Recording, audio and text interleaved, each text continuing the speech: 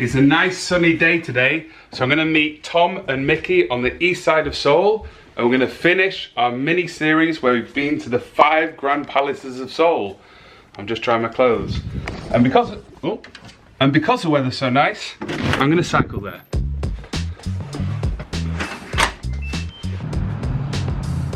I was stood here waving at him, and he just walked straight past me.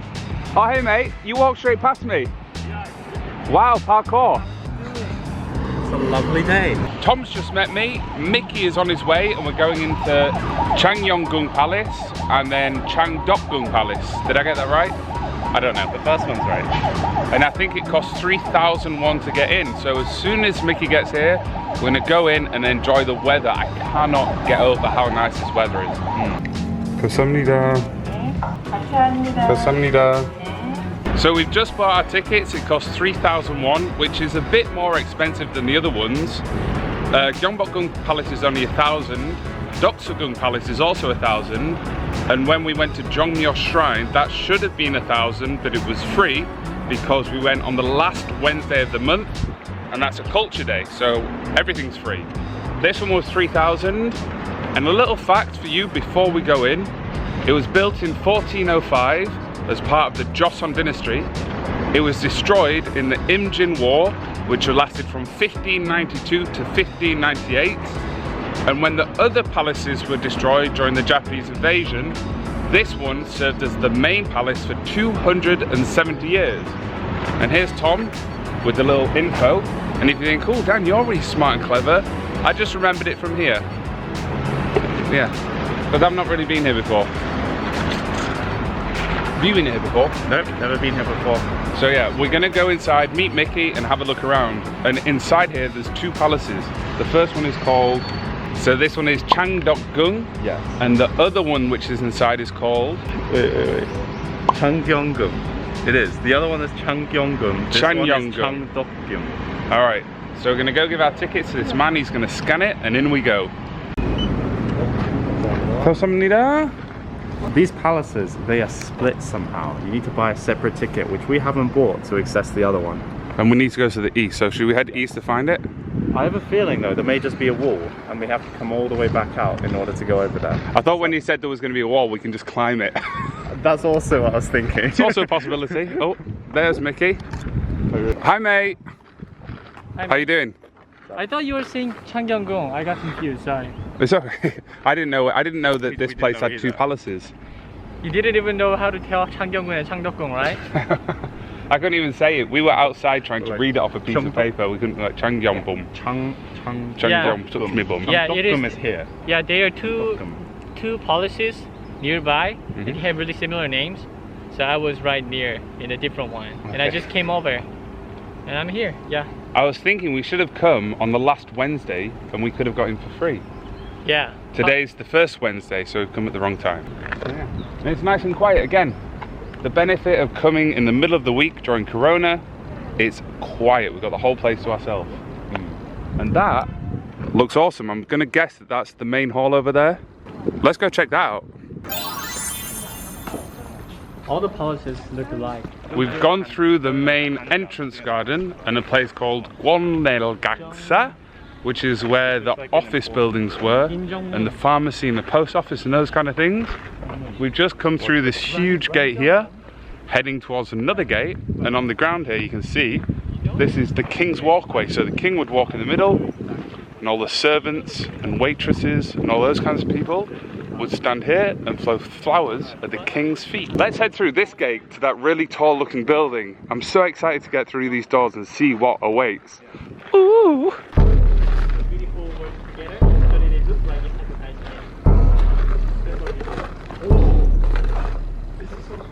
Look how cool that is.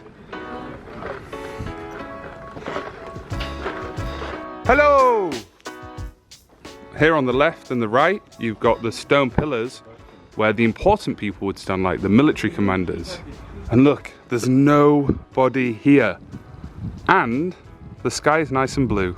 Yeah, that's true. How amazing is this? So amazing. Have you noticed how it's 2-story as well? Yeah. We don't have that many 2-story buildings in Korea. traditional one. When we went to Doksugung Palace, the original one was 2-story, but then it burnt down, and when they rebuilt it again, they just did a single story. So this is the first time I've seen a big hall like this with 2 stories. That is awesome. It's such a big palace. This main hall is called Cheongjeong Hall, and it's where the main ceremonies were held. And you can see there in the middle, that's the throne where the king would sit. And then you've got the mountains in the back with the yin and the yang. Oh, and just at the top as well, you've got the dragon, the same as in Gyeongbokgung Palace. The artwork here is very faded. Smells very old as well.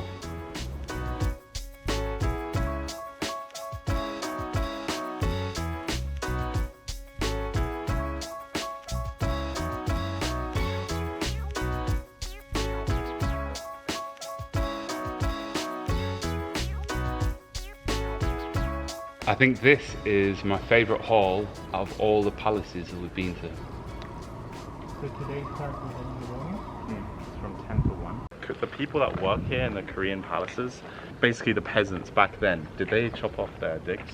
What? Because in the Chinese palaces, They do. they did. But Really? they're called neshi, but it's specific jobs that are meant for serving the king and the queen. Yes, so that With they the, can't. with the green dresses, they have to cut. Really? Yes. But when you say dick, it's not exactly the stick part, but it's the balls that you have to cut out. Oh, Yeah. geez. You know what I'm saying? Just cut their dick off. You're laughing. They do it as to babies. Didn't you have basically. anything like that in UK? Back in the We day? had some messed up things actually. I had to get mine cut, it's just too big. It was because so that they don't really, you know, have their affection to the queens or anyone else who's unnecessary. Yeah. So they can't make the queen pregnant primarily. exactly, Is the real reason. exactly. Yeah. Well, there we go. You get your dick cut off as you're a servant. You should have got a job here. So not only are you a servant, you also get your dick cut Yeah. off. So you're basically What a terrible stuck. life. The deal is, right, your parents, they have a spare kid. They're probably villagers. They don't really have much of a path in life to follow to become rich, become wealthy. So they essentially donate their daughter or son to the palace. If it's a boy, their willy at a very young age gets the snip. And then they work here for the rest of their life, and then in return the palace probably sends a small amount of money to support them in the farm or whatever. You know this That's really the well. deal. That's what it's like in China. I don't know if it's the same here, but that's basically why people would sacrifice their son or daughter to serve the king. If you know if that's a thing in Korea, let us know in the comment section. Tom's saying they do that in China, but we're not sure if they do that here as well. Let us know in the comment section. They used to. Did they used to cut the dicks off the servants when they worked for the king? Comment below. Also, we'd really enjoy it if you could comment below and let us know which is your favourite palace in Seoul. There's 5 palaces and also Jeongmyo Shrine. Which has been your favourite? Let us know in the comment section. Look how beautiful this is. Oh, they got really nice trees. This is so colourful. Yeah. Such a nice. Oh wow, over there you can see Namsan Tower on the mountain. I figured out what the people are called that cut their dicks off. It's a eunuch, because that's what Thingy was called in Game of Thrones, the fat bald guy. What was he called? A very small man can cast a very large shadow. So this type of guy, their dicks get cut off. That's what happened. You might be wondering why the doors are so small, and it's because they need to bow down a little bit when they come through to show respect. So if you've ever wondered why it's so small, now you know. Nice to see you, hello. 안녕하세요.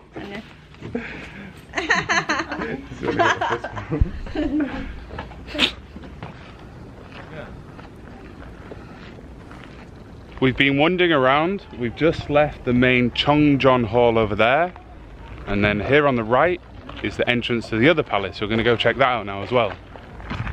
Look at the detail in this little, I don't want to call it a hut. This Pavilion? Little pavilion here.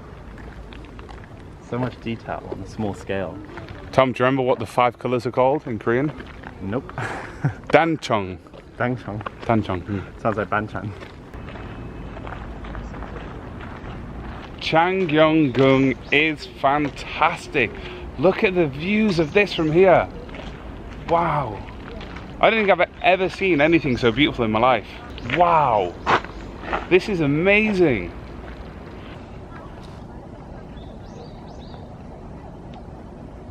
I think it's really amazing to have a view of this palace complex and then Namsan Tower up on the mountain over there.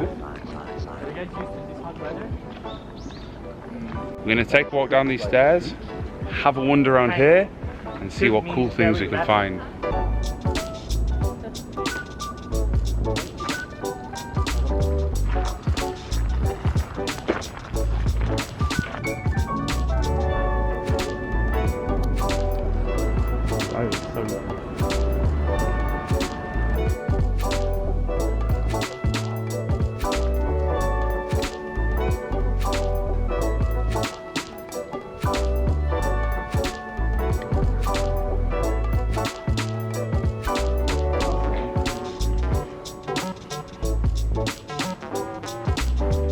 Alright, I'm going to share some interesting information about this palace.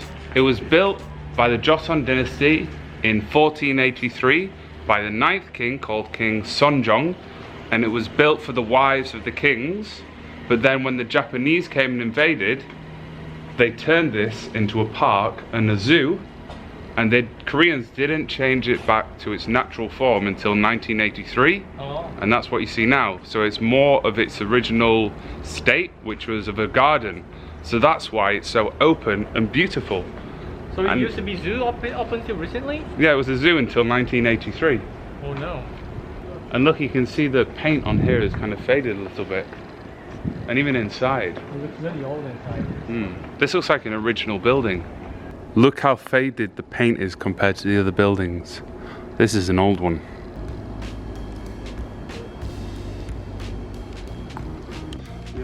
Fighting!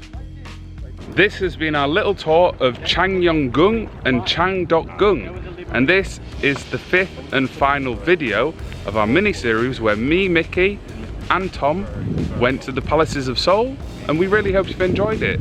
We've got a new mini-series now with our friends where we go to the Pyeongjeoms, and it's called How Convenient, and we see how convenient the Korean Pyeongjeom store is. We review their beer selection, hot snacks, cold snacks, toilet and seating.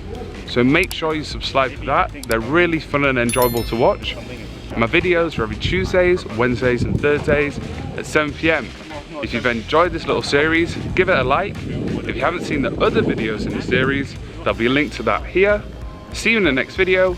Yosh! 조심해 난 해적다 나는 굳이 like 북한산 나와 머리 없어 빛나리 우는 쌍덩이 얘는 조던이지 김치 감자탕 역사 있다